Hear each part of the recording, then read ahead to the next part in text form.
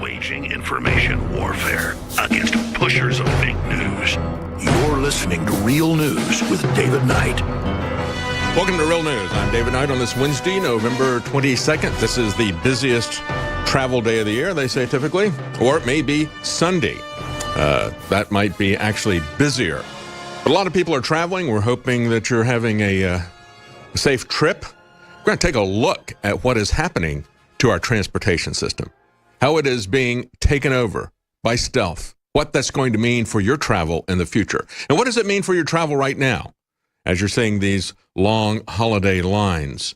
So we got that coming up. We're also going to be talking about some new revelations as to what's going on with the sex crimes in Congress, the sexual assault. Will we get any reporting? Are we entitled to know who these people are? Why aren't the Democrat women in Congress more concerned about exposing this? We've got sexual harassment training that they're talking about putting in place. But what about exposing the people that have done this? Are they going to do something about John Conyers? We've got another accusation that's come out now after the one that was revealed yesterday. And we're going to give you an update on that, as well as the reluctance of the Democrats to do anything about it. And also, we have James Comey criticizing President Trump because he says, well, he didn't come out with an endorsement for Roy Moore, but it was pretty close to it. He said, we really don't need a Democrat like Doug Jones in there. He's bad on the military, he's bad on borders, he's bad on taxes, he's really bad on abortion. And talking about abortion, we have an amazing video coming up that got an abortion clinic closed. This is an abortion clinic that's been under investigation for probably 30 years. They have bragged about how quickly and efficiently they could provide an abortion, spending only 2 or 3 minutes on each woman. One woman and several women have had to have emergency treatment. One woman would have died if her mother, who hadn't accompanied her, hadn't gotten an ambulance for her because the staff didn't do it. And we're going to play for you what the doctor, who has been performing abortions for 30 years, did to one of the abortion protesters that got him fired. Absolutely amazing, demonic character that we see in this. Today, we've had 8 people rescued after a U.S. Navy aircraft has crashed in the Philippines. Rescuers have picked up 8 people. There are still 3 missing in the sea. This is south of Japan. A U.S. Navy aircraft with 11 people on board came down in the Philippine Sea. It's the latest incident to hit American armed forces in East Asia. Several crashes of ships. U.S. authorities told Japan that engine trouble was the suspected cause of the accident. The aircraft was conducting a routine transport flight carrying passengers and cargo. So still, 3 people are missing, and that 8 people have been rescued and sent to hospital for treatment. Remember, we reported a few days ago about how American and UK forces had escorted people who were with ISIS, the headquarters of ISIS, if you will, in Syria, Raqqa. That had become their geographical headquarters. As that was destroyed, and as the anti-ISIS forces had prevailed there, UK and American forces escorted ISIS members out of there, several hundred of them. And the French ISIS people had said that they were heading back to France for a day of reckoning. I find it interesting that as the Christmas market in France was shut down because they did not want to offend Muslims, now there are Muslim street prayers in Paris on a boulevard, and there have been counter-protesters and French counter-protesters, and they have now shut this down. They basically had created an open-air mosque where they were doing street prayers after a public building that they had taken over using for a mosque was shut down for public use. They demanded to be provided a mosque by the government. They did not do that. So then they just started shutting down the streets and the boulevards in this area of Paris and having their open-air mosque. Now that has been shut down. Will there be a day of reckoning? I think it's already started, quite frankly, in France. Stay with us. We'll be right back. Welcome back. I'm David Knight on this Wednesday, November 22nd, 2017. I was just talking about what has happened in Paris. One boulevard had turned into an open mosque after the government had shut down the use of a public building as a mosque by the Muslim people. There's so many of them. The picture is absolutely amazing. They've filled the street. They're there doing their prayers and taking over that street. They had about 60 people who were French conservatives who counter-protested, singing Marseille, the French national anthem. And that caused some clashes. The Muslims were angry that they were not being given a mosque, provided that for free by the French government. Now they've said they're not going to be allowed to meet in the streets. And as I was reminding people in the last segment, as they shut down Raqqa, as we defeated ISIS in that town, U.S. and U.K. forces escorted hundreds of ISIS jihadis out. And there was a large group of them who were from France, and so they were returning for a day of reckoning. We'll see what happens. And again, they're afraid now in Paris to have a Christmas market that has been canceled because it's too offensive to the Muslims. So we see a back and forth, a tug there as that country is being taken over. It's interesting that we have Chris Hayes, who is an MSNBC anchor, the guy that kind of looks like Rachel Maddow, kind of doppelgangers for each other. He tweeted out that as Fox's Judge Janine was charged for driving 119 miles per hour in upstate New York, where incidentally no one was harmed. Let's just get that. This is for those of you who are alarmed because it is a triple-digit speed limit. That's basically I look at that and it's like, well, was anybody hurt? No, then there's no crime. It was a victimless crime. Chris Hayes comes out and says, I'll note that this was a far greater threat to public safety than overstaying a visa or sneaking across a border. And instantly on Twitter, people replied, Jesse Kelly writes, a Border Patrol agent who got his head caved in by a rock yesterday is unavailable for comment. Another one points out, I would imagine Kate Steinle's family, and by the way, that case is still in trial. There's a jury. This is the lady who was shot by an illegal immigrant in San Francisco. I think it's there at the wharf. And that was a very key crime that drew a lot of attention to the illegal immigrant issue at the beginning of the Trump campaign. That has gone to a jury, and it surprised me that it didn't come back immediately with a guilty verdict. They're having to think about this. They have to think about this? Nevertheless, they said, I would imagine Kate Steinle's family would argue against your position here, Christopher. And another one says, Chris, if you had to make a choice between riding with her at 119 miles per hour or being caught in a dark alley by MS-13, which one would you choose? That's exactly it. And again, as I've said many times, people don't understand risk anymore, do they? They think that everything is either 100% safe or 100% risky or 100% dangerous and inescapable. But that's an issue of the risk. What are you going to take a risk with? You're going to take a risk with MS-13? So I pointed out many times, the area of Long Island where my wife grew up, now they have, in that one county, 400 MS-13 gang members. They know they're MS-13. They've got it written all over their faces and tattoos.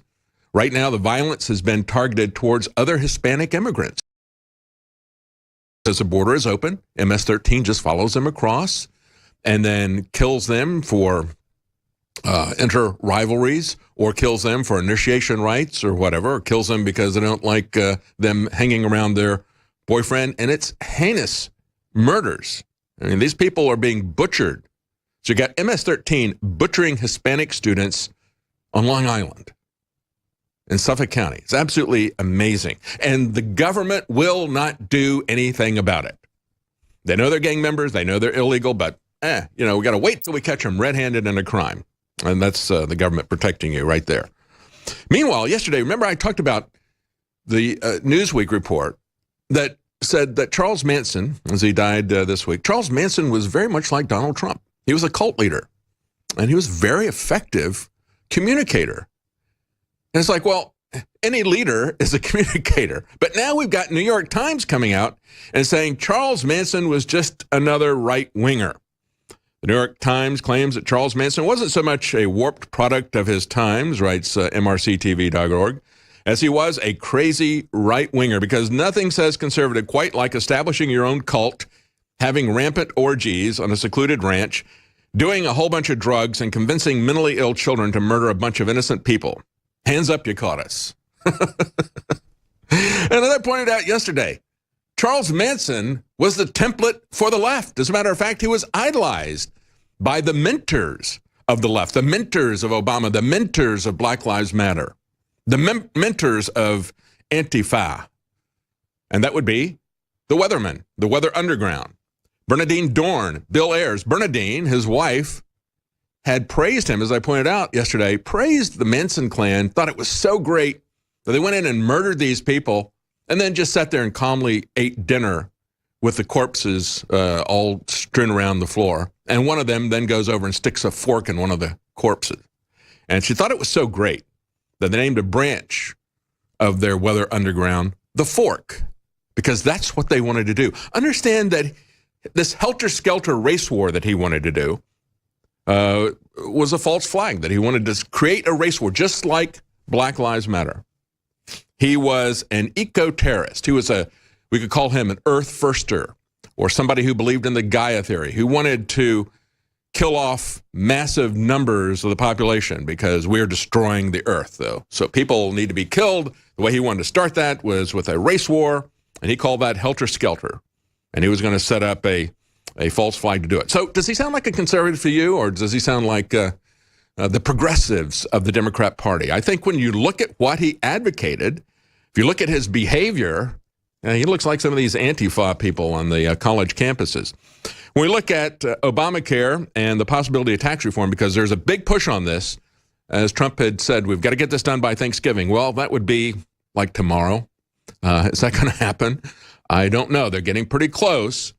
They came in and said, we're going to remove the Obamacare mandate. Now, a lot of people said that's going to kill it because we could never decide on Obamacare. We have these senators who ran on repealing Obamacare, who ran on doing something about uncontrolled immigration at the borders. They ran on so many things. But then when it comes time to vote on it, when they can really do something, when they were in the minority and when they knew that Obama was going to veto whatever they did, if it even passed, they were so courageous and they would vote the way they had run to get elected. But then when they knew it was going to go all the way through, they changed their votes. And so the question was, is tying the Obamacare mandate repeal, and remember, it was a tax. That was the lie that they sold us when they put it through. And it is a tax. I mean, they hired 16,000, 17,000 IRS agents. They've got mandates. They have penalties. It's a big part of the tax code. And even though President Trump said, I don't want the IRS to penalize people, he said that at the very beginning of the year, the arrogant IRS commissioner who just finished his term, and he was not reappointed, they appointed somebody else, but Trump didn't remove him. But he said just before he left, he said, no, we're going to double down on that. We're not going to accept your tax return if you don't fill out all this stuff about Obamacare. This is the guy who covered up the Lois Lerner fraud on the political fraud against conservative groups. Nevertheless, it is a tax. That is one aspect of it. It is an unconstitutional mandate to buy something from a private company, but then they will tax you as well with this. So it not only saved taxes, but it also saved subsidies that were funded by stealing money from Fannie and Freddie investors. Now, Lisa Murkowski, who had opposed any changes to Obamacare, says she now backs repealing the Obamacare mandate as part of tax reform. She said repealing the individual mandate simply restores to people the freedom to choose. Whoa, that sounds like a Republican. And she doesn't usually sound like a Republican. Maybe it will pass. Who knows? We'll be right back. I'm David Knight. Welcome back. I'm David Knight. And as we hear The Great Escape playing in the background, there's just some video footage that has been released of the North Korean soldier who was fleeing North Korea as they were shooting at him. Desperate attempt, and there's surveillance footage. Goes for quite a while before it gets to this point. If you're looking at this, the people on the south side are following the car as it's going along, but he parks the car at one point. All these troops are coming out. They're shooting at him as he's fleeing for the border. He has now regained consciousness. They're talking about the horrible conditions inside North Korea that are revealed by his physical condition. This reminds me of why we have Thanksgiving in this country. As I said yesterday, we have Kim Jong-un talking about how you cannot sing and drink or meet in groups and celebrate there because he's going to shut that down. He's afraid of anything like that happening in his country. Well, they don't really have much to celebrate, do they? People are fleeing there like they used to flee communist East Germany, risking their life to get out of that country. People are risking their life to get into this country. Why is it? Well, it's because of the country that we create here, our legal system, the culture that we have here, the fruit of the very things that Antifa is trying to tear down. That's why people are trying to come here. And that's why we are thankful at this time of year, because we don't live in a country like the Democrats want to create, a country that is based on progressive socialism, which becomes progressively intrusive, and you get progressively poorer and poorer, and it gets more and more authoritarian. That's what we don't have here, and that's why we're thankful, and that's why we celebrate the country and the culture and the religion, the foundation of all of that, and our legal system. That's why we celebrate it. That's why we don't want to see it changed. We don't hate foreigners, but we don't want foreigners who come here with the express purpose of changing our system. We have something that has provided a great many blessings for us, and we don't want to see that destroyed, as they do. They want what we have, but they don't want the system that gave us what we have. That's the bottom line. Thanksgiving is tomorrow, and we'd like to thank our loyal listeners, those of you who have supported us over the years with specials, and this is a week of specials that we're adding one at a time. Running up to Cyber Monday, we've got some new items that are on special this Wednesday, the 22nd. Super Male Vitality is joining the special at 50% off plus free shipping. Also, Living Defense, 50% off plus free shipping. They joined some other products that we introduced yesterday. Brain Force Plus, 50% off. All Pro Pure products, 25% off. Silver Bullet, 67% off. Knockout, our all-natural sleep aid, great for when you're traveling, folks, to reset your clock. Melatonin, valerian root, L-tryptophan, a lot of things there that'll help you to reset your clock as you change time zones. All of those 50% off and free shipping on all these sales. Check out the specials that we have at InfoWarsStore.com. And again, we thank you for your support and wish you a happy Thanksgiving. Let's talk about what happened with this abortion clinic that I talked about at the beginning of the show. Life News reports that an abortion clinic in San Diego has closed after the bizarre behavior of an abortionist. Now, this is a clinic that has been in existence for 30 years. And because of the record of this particular clinic, they have a lot of abortion protesters who are there on a regular basis. And I want to play for you now the video so you can hear for yourself. And those of you who are watching it, you're not going to be able to see the guy too much because he is right in the face of the person who is doing this and holding surgical scissors as well. We're going to tell you what happened after this incident. But first, I want you to hear this incident. My friends, I pray, sir, you got to repent, sir. You got to repent, sir, for murdering babies. Why? Because it's a sin before God. Why? Wow. Stinky breath. Yeah, Why? that's pretty evil of you, sir. Yeah, I am. And I hope and pray that you... Yeah. Well, that's what you do to babies, huh? Yeah, I love it. You love it, huh? Yeah, I do. Okay, I hope that you come to Christ, sir. Oh, I never go to Christ. I hope that you come to Christ, No, sir. I don't go to Christ. Yeah, I don't listen to Christ. You will have a darkened heart, sir. I do have a darkened heart. Yeah. You have a darkened heart. I do very, very much so. And you will stand Yeah. before God in judgment Yes, day. I one day. will. Every day. You will stand before God in judgment Yes, day. I one will. day. Every day. All of the babies that I you have love it. killed. I love it. Yeah, keep tearing the babies Yeah, apart. I will. Keep tearing the babies I apart. will. Dr. Santana, Keep tearing the babies apart. Yeah, sir. The babies, their blood screams from the ground. Their blood screams from the ground. You are a murderer, sir. You are a murderer. Hello, officer. Okay, so is that behavior, doing that while he's holding a pair of surgical scissors, as well as many, many complaints of malpractice, botched abortions. It caused him to be fired, and they have actually shut down that clinic.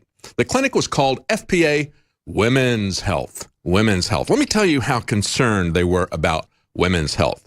It was the scene of several medical emergencies that required ambulance transport, reports Life News, including one in September 2015 when a mother accompanying her daughter for an abortion was forced to call an ambulance for her bleeding daughter when the FPA Women's Health staff refused to do so. And it was her action that likely saved her daughter's life. This is one of the reasons why we had the law here in Texas, which I believe wasn't that repealed with a court order. We had some judge, I think, shut that down, saying, you're just trying to shut down these abortion clinics that are there for women's health. But they had put in place a requirement that because they're doing surgical procedures and because you might have an emergency like this where a woman was bleeding, they need to have access where they can at least get gurneys into the building. They said, no, you can't do something like that. That might restrict abortions. We can't be concerned about women's health because this is all about women's health. And so they said that's simply an anti-abortion tactic. But they say that they're women's health. They've had a presence in San Diego County since the 1980s. They have a very high volume abortion business there. They once boasted that their doctors spent only 3 minutes per patient completing abortions. And they have been forced to move a number of times. And as you look at that guy, get in the face of that abortion protester and taunt him about how, yeah, I love to kill these kids and everything. Remember, same thing happened here in Austin with the protesters who showed up, kind of Antifa communist protesters that showed up. I'll play that clip there, the one where the woman said to my wife, I kill my kids. How many did I adopt? I kill my kids. How many did I adopt? I kill my kids. Yeah. I kill my kids. Yeah, they're proud of it. As a matter of fact, that woman said that to my wife. And they had another guy bragging about the fact that he had helped 50 women, encouraged 50 women. He said he had gotten them pregnant. I looked at that guy and it's like, I don't think so. But whatever, he is proud of the fact that he had encouraged a number of women, regardless of the number, to get abortions. He's very proud of that. And as they were leaving, as my wife and my adopted daughter were leaving, they spit at my daughter. Those are the kind of people that you see at Antifa. Those are the kind of people like Bernadine Dorn and the people who loved Charles Manson. Yeah, conservative people. Actually, they're Antifa, communist, progressive, socialist, Marxist. Those are the labels they deserve, not conservatives. Stay with us. We'll be right back. I'm David Knight. Welcome back. I'm David Knight on this Wednesday, November 22nd. It's Thanksgiving. A lot of people are going to be traveling. I'm going to talk to you about that in just a moment. But a lot of people typically watch football games on Thanksgiving weekend. Always the professional football game. I think it was, the Detroit Lions, I think, typically did Thanksgiving. Will that be happening this year? NFL ratings are plummeting, and part of that is reflected in ESPN cutting $80 million in salaries and upcoming layoffs. These people are going to be losing their jobs sometime between Thanksgiving and Christmas. Isn't that nice of ESPN to pick that time of the year to fire people? The S stands for Scrooge, I guess, not sports. They said they're expected to cut millions of dollars in salaries, and they said it's going to be coming at this time. Of course, this is the third round of layoffs, but it's not being helped by what's going on in the NFL. And today we saw the NFL owners saying, we might change this anthem policy. We might keep these guys in the locker room so that we don't have this happening. Really? I mean, what are they going to do if some of the people want to go out of the locker room? Are they going to physically restrain them? Are they going to order them to stay in there, or what? Or get fined or fired or whatever? If they're going to do that, then why don't they order them to just stop disrespecting the flag, the anthem, veterans, etc.? Why don't they do that? I mean, they even had it in their rules. We're going to respect the flag. That was when they were being paid by the military. They said, we're going to start respecting the flag. We're going to go out. Prior to that, it had been kind of do what you want. You can either stay in the locker room or you can come out and you can be there to sing the national anthem, or while it's being sung, you can stand on the sidelines. So it was kind of up to the players. But then they started getting contracts, and then they put it in the rules. And it's like, we're going to be out there and we're going to respect them because we have to understand that we are being watched by the public and we should not be seen to be disrespecting. So they even talked about how they would the kind of physical stance that they would take, one of respect. But they never enforced those rules, even though, as we've talked about when this all started, they would enforce to the nth degree any kind of non-standard uniforms that might be construed as support for a particular product that they were sponsor for, or even a cause. Saying that Dallas Cowboys, after some Black Lives Matter fanatics had killed several Dallas police officers, saying, you're not going to be allowed to put commemorative stickers on your helmets. No. We're not going to support that. But we will allow the anti-police, Black Lives Matter, Marxist, communist Colin Kaepernick's protest. We'll allow that to go forward, and we won't stop you with that. We'll say we can't do anything about that. So we see through that hypocrisy, and that's why your stadiums are empty. That's why you've gone from first to worst in popularity of professional sports. And probably it will continue this weekend, especially with the NFL owners saying, yeah, if they're still doing this by the end of the year, then we might keep them in the locker rooms. We might change that policy. Yeah, if they keep doing this by the end of the year, you may not have an NFL that anybody cares about. All right, well, it's travel time. People are heading home for Thanksgiving. They say they expect 51 million people to hit the road for Thanksgiving, and that's people who are driving or flying at least 50 miles to their holiday destination. 1.5 million more than last Thanksgiving weekend, a year ago. And as this is happening, we've got a lot of articles, a lot of things that have happened in the last couple of days that really reflect on travel. One of them, of course, is what's happening at the airports. They say the holiday lines may worsen after a poor TSA screening audit. This is yet another time that the TSA has been audited, and they would not give specific figures, but when somebody was talking to an official, they said, 80%? Well, yeah, that's kind of in the ballpark. We've had other people tell us it was higher than that in previous audits where they would try to have somebody just walk through and sneak something through as they're going through the TSA checkpoints. And so they're saying, well, now we're going to have to make things worse for you. Just talked about yesterday how they had the pre-check, and they were just randomly putting people on pre-check, so much so the pre-check was about 5 times the length of the regular line. So it was actually taking people more time to go through pre-checks. All the people who submitted all their information like good slaves to the TSA said, please treat me a little bit. Here, I'll give you all of my privacy. Will you be a little less harsh on me? Will you make things go a little bit faster for me? Can I trade my freedom for a little bit of expediency? And now what they find is that they're in a longer line. Isn't that interesting? Seems to be that it always goes that way. So they're saying the TSA is scrambling to yet another damning investigation. Second time in a little more than 2 years. A new TSA administrator says that, well, it's probably going to mean that you're going to have to wait for longer periods of time. Meanwhile, we have Homeland Security Chairman Mike McCall in Congress, right here in Texas, says he was disturbed by the findings. And he says, America's enemies only have to be right once, but we have to be right 100% of the time. Well, actually, they were wrong 80% of the time or more. Okay, they're wrong about 100% of the time. They don't catch anybody. So here's the question. You know, we hear that little thing, oh, we got to be right 100% of the time, and they only have to be right once to get to us. So if that's the case, if we're wrong 100% of the time, we're not right 100% of the time, we're not even right 10% of the time or 20% of the time. So if that's the case, let me put this to you. Maybe there is no threat, right? If we don't have an effective TSA screening, and these multiple tests show that we don't. 2015, we had an audit, just had another one again. And it isn't working. It's totally ineffective. So does that mean that there is no threat? Remember when John Corbett went through and he was an activist who started getting active because he was upset about these naked body scanners and being forced to go through the x-ray machines, or they have somebody physically pat you down.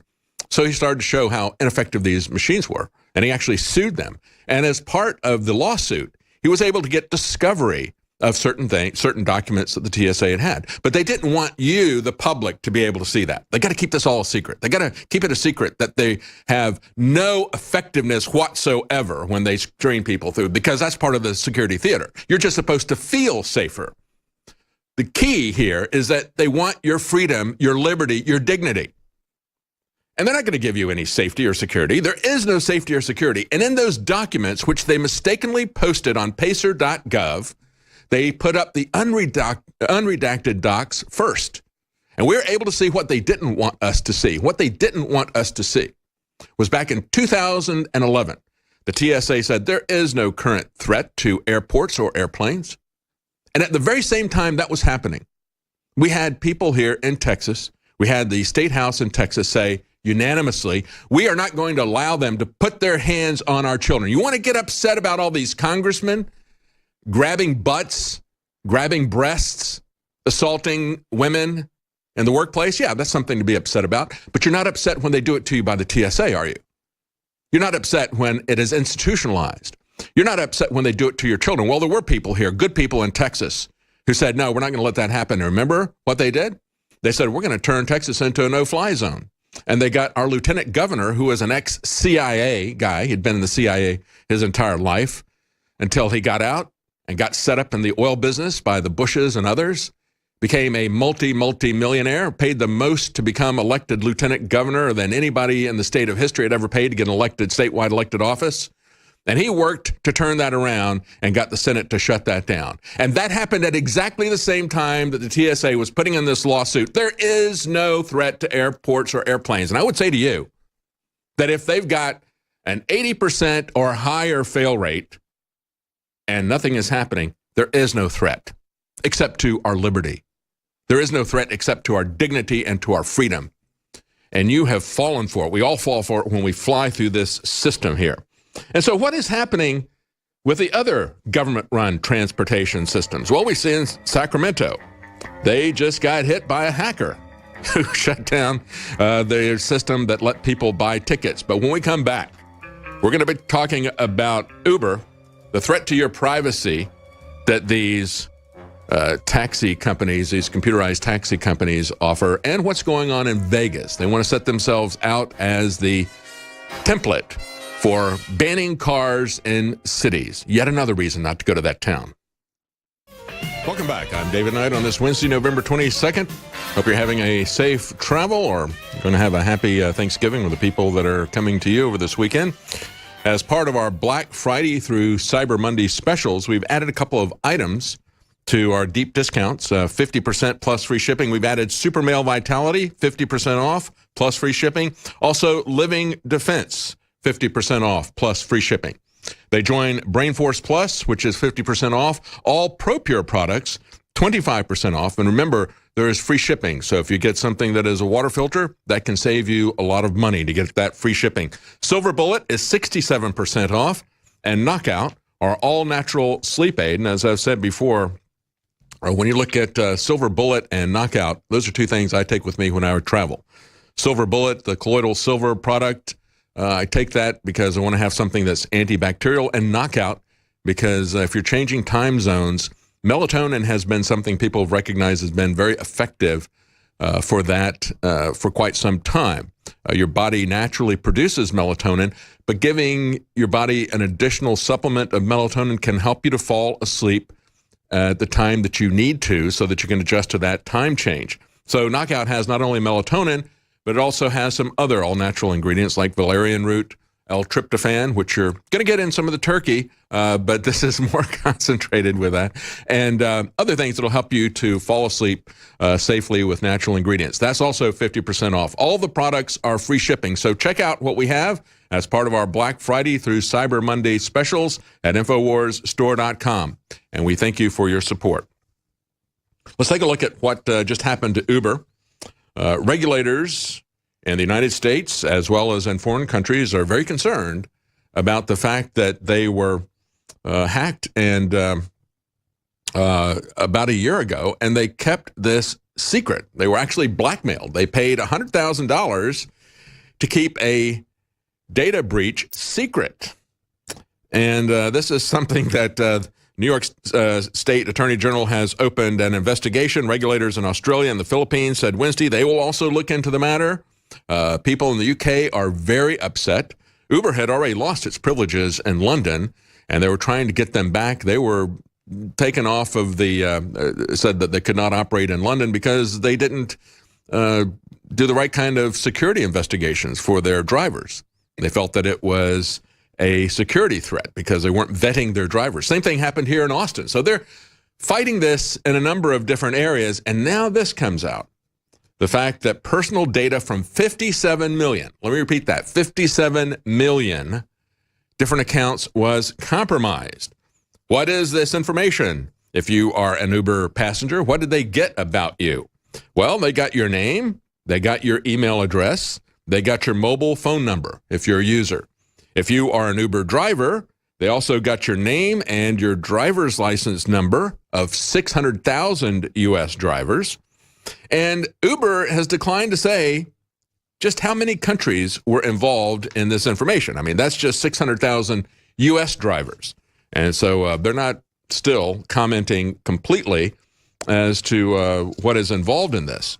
Now, in the UK, they said that because there's a law there that they have to report breaches of their data systems that could affect the privacy of citizens, they may get fined way more than they paid to these hackers. They paid the hackers $100,000. They may get fined £500,000, which is $662,000 under current British law.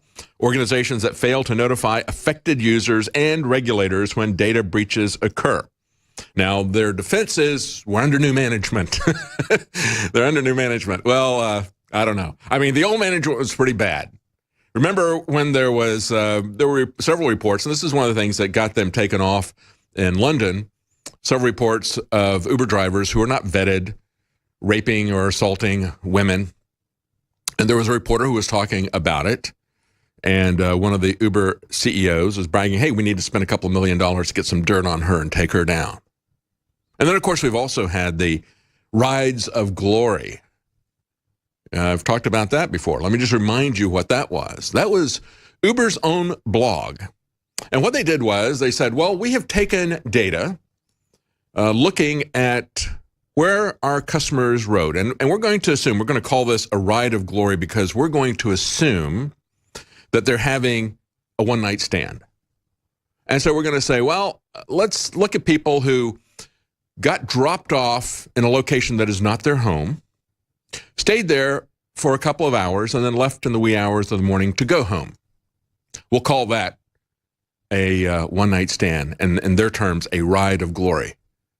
Does that kind of analysis, that kind of detailed information that Uber and other taxi companies like them, Lyft, others, are keeping on you, does that kind of give you the creeps? It should. It should give you the creeps. And it should give you the creeps that the government can also do all kinds of activity-based intelligence, all kind of geospatial intelligence on you as well, because that information is going to be turned over to them and they're not going to tell you. They're not going to treat that as a breach of privacy. And so what they did, they thought, well, this is going to be funny.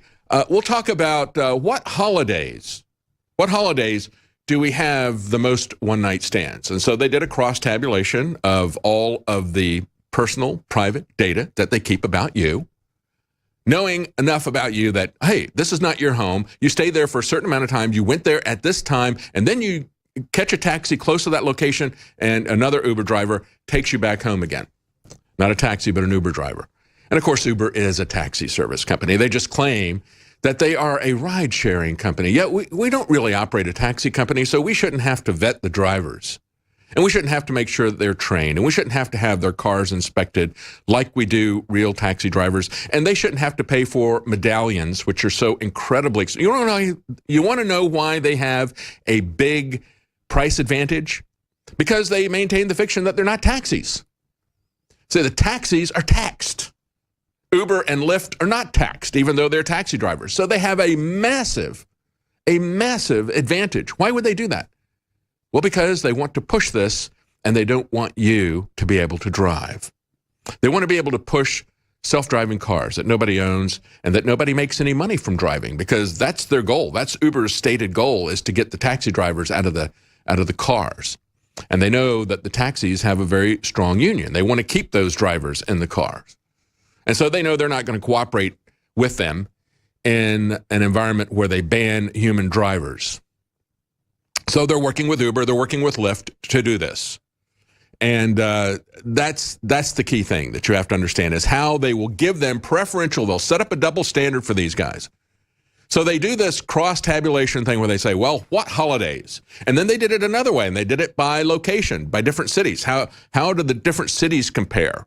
So they did it by holiday, they did it by city. That's the kind of information that Uber is keeping on you, and that should make you very concerned. Now, in Las Vegas, in the face of hundreds of lawsuits that have been filed by the victims who were shot or killed, the families of those who were killed, they're saying, we're going to have to do something. We're going to have to be seen to do something. And as I'd reported, about 3 weeks prior to that shooting, 4chan had talked about a quote-unquote high-incident project. Somebody said, well, I've gotten some stuff here that looks like there might be something planned in Las Vegas. And they can use that high-incident program, that project, to enact controls over people. To put the same kind of scanners and metal detectors, but the body scanners predominantly by Michael Chertoff and his company, we can put these in and we can screen people. Well, it may be something even worse than that. When you go to the airport and they say you can't fly unless you prove to us you're not a terrorist, that's not even as bad as what Las Vegas wants to do. They want to say, you're not going to be able to drive a car because you might be a terrorist, and you're not going to be able to prove otherwise. We're just going to ban cars. And we're going to let you take Ubers. Or we're going to let you take public transportation like buses. And here's how they justify it. They say, well, the cars were in the way, and it was making it more difficult for us to get emergency vehicles through, and so forth and so on. That's not what's going on. They are pushing for these driverless vehicles there. They were already pushing, remember a couple of weeks ago, where they hailed their first driverless taxis through the streets of Vegas, and within 2 hours of it going out, it was involved in an accident. Now, it was a big truck, like a dump truck or something that backed into this Uber vehicle. But there is such a thing as an avoidable accident. And, you know, people who are continually in accidents that are technically other people's faults, we call them bad drivers, and actually their insurance rates go up. No horn honking, no ability to back up. The people who were in it said, yeah, the guy backed into us, but the car would just sat there frozen, couldn't do anything. So it is a safety issue, and there are other issues, but that's what they're pushing in Vegas. And they say, well, we got to get them off the road. You don't think that the Uber car is going to be a block for the emergency vehicles or buses or these stupid self-driving cars that pan?